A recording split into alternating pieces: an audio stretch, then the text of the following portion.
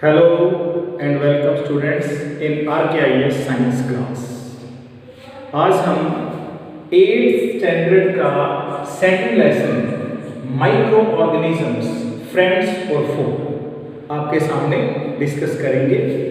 इसका part 1। Okay students, micro organisms, micro means very small, micro means very small which cannot be seen through eyes, जिनको हम आंखों से usually ना देख सकें वो माइक्रो ऑर्गेनिजम्स हैं। फ्रेंड्स और फो, अब हम ये देखेंगे कि जो माइक्रो ऑर्गेनिजम्स हैं वो हमारे दोस्त हैं या दुश्मन हैं। तो देखिए, micro organisms, very small organisms can be divided into many classes. Look here, first of all, the first type of microorganism, bacteria. सबसे पहला जो माइक्रोऑर्गेनिज्म है वो बैक्टीरिया है। Second viruses, third alga, fourth fungi or fungus, and fifth protozoa. So broadly and basically microorganisms can be divided into 5 main types. First, bacteria, viruses, alga, fungi and protozoa. In this video today we will discuss two parts in detail, bacteria and virus. First of all, let's study bacteria. अगर जमीन पर, इस पृथ्वी पर कोई चीज मनुष्य से भी पहले अगर है या पहले से थी तो वो बैक्टीरिया है। बैक्टीरिया दे आर यूनिसेलुलर मतलब ये एक ही सेल के बने हुए होते हैं। Unicellular micro organism generally found everywhere, they are living micro organisms. Unicellular, you cannot see them through naked eyes, you have to take help of microscope, only then you can see bacteria. Bacteria, first of all, shapes. Bacteria different shapes के अंदर पाए जाते हैं। They can be round in shape, they can be spherical in shape and they can be spiral in shape. और इसी के accordingly इनके जो साइंटिफिक नेम है वो रखे जाते हैं। इनका जो साइंटिफिक नेम है वो इनकी शेप के अकॉर्डिंगली ही रखा जाता है। तो बैक्टीरिया हो चाहे वायरसेस हो, ये डिफरेंट शेप्स के अंदर पाए जाते हैं। हाँ, ये सही है कि जनरली जो इनकी शेप है वो राउंड और स्फेरिकल जनरली देखी जाती है। शेप्स के बाद अगर हम बात करते हैं बैक्टीरिया के बारे में, सपोज एक एग्जांपल ले लेते हैं राउंड, जैसे बैक्टीरिया का नाम है Streptococcus. So here कोकस indicates toward the shape of the particular bacteria, right? जैसे रॉड शेप अगर कोई है तो उसके लिए हम वर्ड यूज करते हैं बैसिलस, सपोज लैक्टोबैसिलस।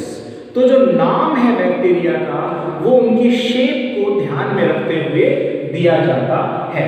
तो ये इनकी शेप्स के बारे में, बैक्टीरिया के बारे में हुआ। अब हम देखते हैं कि जो बैक्टीरियाज हैं वो हमारे दोस्त हैं कि दुश्मन हैं। दे आर आवर फ्रेंड्स और दे आर आवर फो, कि हमारे दोस्त हैं या दुश्मन हैं। चलिए सबसे पहले देखते हैं a number of diseases. For example typhoid, मियादी ज्वर के नाम से इसको जानते हैं। टीबी इन ब्रीफ, और tuberculosis you can say, cholera,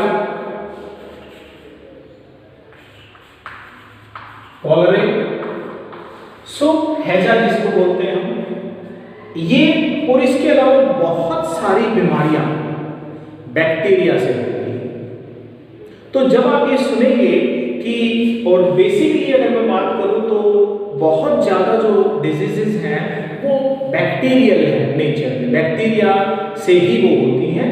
सो अगर आप ये सुनेंगे कि टाइफाइड है, टीबी है, कॉलरा है और बहुत सारी डिजीजेस हैं ये बैक्टीरिया से होती हैं, तो सर्टेनली आपको लगेगा कि ये बैक्टीरिया तो हमारा फो है, हमारा एनिमी है, हमारा दुश्मन है। Let's see another side of this. चलिए इसके बाद हम इसकी दूसरी साइड देखते हैं, और दूसरी साइड में हम देखेंगे और फिर हम डिसाइड करेंगे कि बैक्टीरिया हमारा दोस्त है या हमारा दुश्मन है। सबसे पहले हम देखते हैं a bacteria is there which is known as Rhizobium. Rhizobium bacteria is generally found in root nodules of leguminous plants, जो फलीदार पौधे होते हैं, जैसे मस्टर्ड है, पी है, जिनमें फली आती है, पॉड आता है, तो उनको लेग्यूमिनस प्लांट्स बोलते हैं। उनकी रूट नोड्यूल्स में आप इसको देख सकते हो, rhizobium. And rhizobium help in nitrogen fixation. What is nitrogen fixation? All of you know that कि एयर के अंदर there is a lot of nitrogen, and nitrogen is extremely essential for growth and development of the plant, but plant cannot use this free form of nitrogen. जो air में nitrogen है, plant इसको as it is use नहीं कर सकते, हालांकि ये nitrogen plants के लिए बहुत जरूरी है, सबसे जरूरी है। तो फिर ये राइजोबियम बैक्टीरिया नाइट्रोजन फिक्सेशन करता है। नाइट्रोजन फिक्सेशन का मतलब है conversion of free nitrogen into usable nitrate. जो फ्री नाइट्रोजन है उसको नाइट्रेट में कन्वर्ट कर देना, इस प्रोसेस को ही नाइट्रोजन फिक्सेशन कहते हैं, and it is done with the help of rhizobium.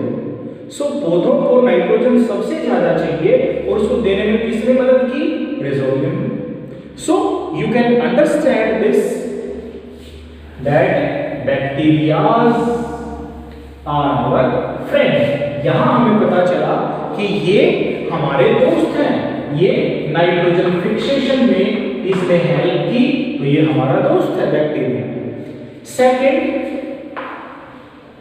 a number of bacteria are used as decomposers। ये चीजों को गलाने सड़ाने में भी मदद करते हैं। जो बायोडिग्रेडेबल वेस्ट हम फेंक देते हैं, इवन सपोज कोई एनिमल है जो मरा हुआ है, तो आप देखेंगे धीरे धीरे वो वहाँ ही धीरे डिके हो जाता है, वो समाप्त हो जाता है धीरे धीरे। तो किसने उसको डिकम्पोज किया? Bacteria are also called decomposer. तो एक प्रकार से they get their food and they convert them slowly into soil और humus, you can say simply.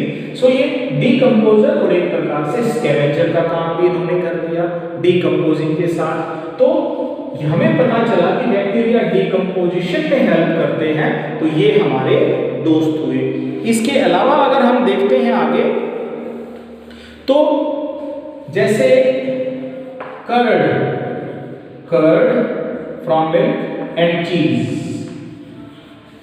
दही और पनीर ये दूध से बनते हैं। दूध से दही या पनीर बनाता है एक बैक्टीरिया जिसका नाम है लैक्टोबैसिलस।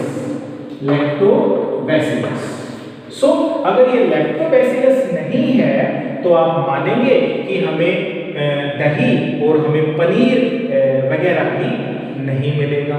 सो यहाँ भी हमें पता चलता है कि ये हमारे दोस्त हैं। आगे अगर हम देखते हैं ह्यूमन इंटेस्टाइन के अंदर, इन ह्यूमन इंटेस्टाइन, आंत के अंदर बैक्टीरिया पाया जाता है which is basically known as Escherichia coli। Escherichia coli help in our digestion, जो हमारा डाइजेशन प्रोसेस है उसको अच्छे से चलाने में मदद करता है एशर्चिया कोलाई। तो देखिए डाइजेशन में हेल्प कर रहा है, दूध दही बनाने में हेल्प कर रहे हैं बैक्टीरिया, चीजों के डीकंपोजिशन में हेल्प कर रहे हैं, नाइट्रोजन फिक्सेशन में मदद कर रहे हैं। इसके अलावा अगर हम देखते हैं वाइन और विनेगर बनाने में भी ये हमारी हेल्प करते हैं। तो इन सभी को देखकर हमें पता चला कि yes, bacteria are responsible for a number of diseases, but at the same time they are very useful for us.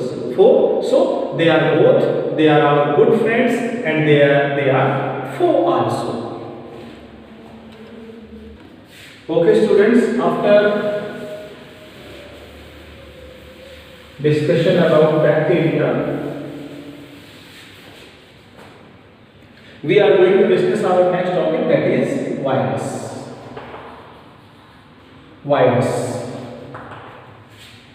Virus एक कमाल की चीज है।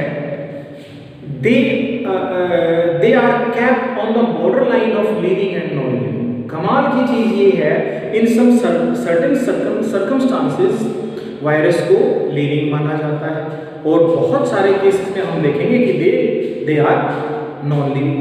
तो एक कमाल की चीज है कि ये लिविंग भी है और ये नॉन लिविंग भी है, इनको एक बॉर्डर लाइन पर रखा गया है। तो याद रखिएगा, living as well as non living. ये कमाल की बात वायरसेस के बारे में हमें पता होनी चाहिए। They are very small, even smaller than the smallest cell. जो हमारी बॉडी की सबसे छोटी सेल होती है उससे भी ये छोटे होते हैं। अगर इनके साइज की बात करें 0.015 माइक्रोन टू 0.2 माइक्रोन तक ही इनका जो साइज है बैक्टीरिया का वो हो सकता है। They are very small. इनको you cannot see them even using simple microscope. To see, to observe viruses, you have to use electron microscope. Electron microscope जो चीजों को लगभग 2 लाख गुना बड़ा करके या मैग्नीफाई करके दिखाता है। आप इलेक्ट्रॉन माइक्रोस्कोप से ही बैक्टीरिया को स्टडी कर सकते हो। Not bacteria, viruses. We are talking about viruses. Viruses को स्टडी कर सकते हो इलेक्ट्रॉन माइक्रोस्कोप से। वायरसेस के अंदर सिंगल स्ट्रैंड होता है, सिंगल न्यूक्लियर स्ट्रैंड होता है, जो डीएनए सिंगल न्यूक्लियर स्ट्रैंड होता है। आइदर दे हैव डीएनए और they have RNA. They have single nuclear strand. Either they have deoxyribose nucleic acid और ribose nucleic acid। इनके अंदर केवल डीएनए या केवल आरएनए ही वायरसेस के अंदर आपको मिलता है। जितने भी वायरसेस हैं, they are parasite. They are parasite. They live in or on the body of their host. जिनके ऊपर ये रहते हैं या अंदर, वो इनके होस्ट हैं। Without host they can not survive.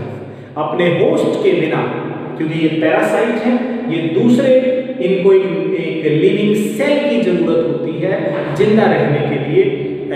तो इसीलिए ये पैरासाइट है और दूसरी अपने होस्ट पर ही रहते हैं और वहीं से अपना फूड या जो भी इनको जरूरत है, ये बहुत ही जल्दी ये मल्टीप्लाई करते हैं।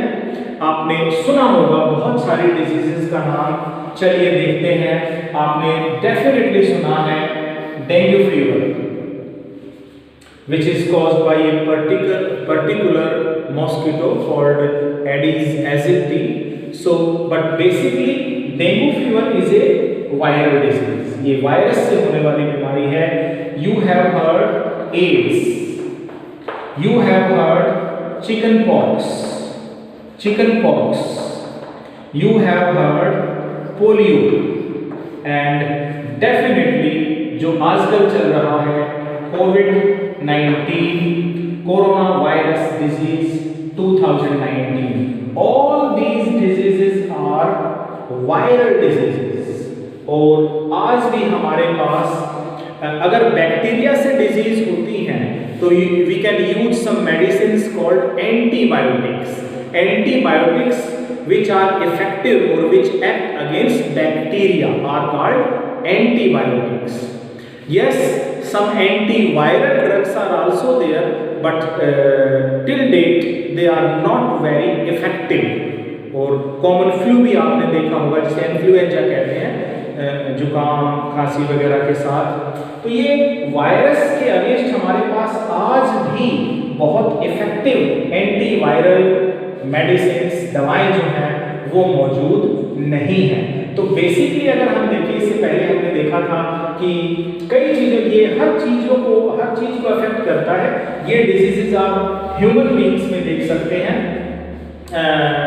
Mouth and foot disease animals के अंदर देखी जाती है. और टोबैको मोज़ेक डिजीज है जो टोबैको मोज़ेक वायरस से होती है, वो टोबैको प्लांट में देखी जा सकती है. तो वायरसेस जो हैं वो ना केवल ह्यूमन बींग्स एनिमल्स बल्कि ये प्लांट्स को भी अफेक्ट करते हैं. सो नो नीड टू से कि जैसे बैक्टीरिया हमारे फ्रेंड्स भी हैं, फो भी हैं, वहीं हमें वायरसेस से कोई इंपॉर्टेंट काम हमारे सामने नहीं आता कि वायरस हमारे किसी काम आते हैं. तो definitely virus are not our friends, they are certainly our foe, but on the other hand bacteria are our friend as well as our foe. That's all students. We will discuss the